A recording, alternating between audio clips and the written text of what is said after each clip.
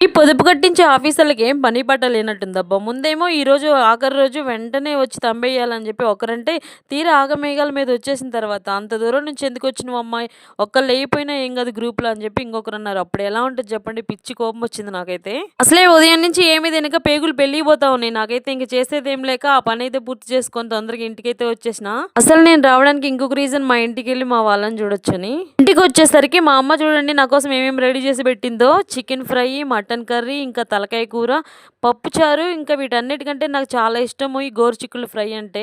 అయినా మన పిచ్చి గాని ఇన్ని నాన్ వెజ్ వెరైటీలుంటే పప్పులు, ఏపుళ్ళు మనకెక్కడ పోతాయి చెప్పండి. అసలే ఆకలితో కడుపులో ఎలుకలు కాదు ఏకంగా ఏనుగులే పరిగెత్తేస్తున్నాయి నాకైతే. అన్ని పళ్ళెంలో పెట్టుకొని ఓ పట్టు పట్టేసిన.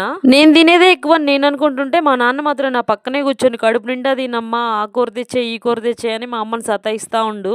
ఎంతైనా నాన్న ప్రేమ ముందు ఏ ప్రేమైనా తక్కువే అనిపిస్తది కదా. నేను అలా అన్నం తిన్ననో లేదో ఇంకా మళ్ళీ బొప్పస్కాయ కోసుకొని వచ్చిండు తినమ్మా అని. కడుపులో ఖాళీ లేదు వద్దే అన్నా కూడా వదిలిపెట్టాడు తినేదాకా.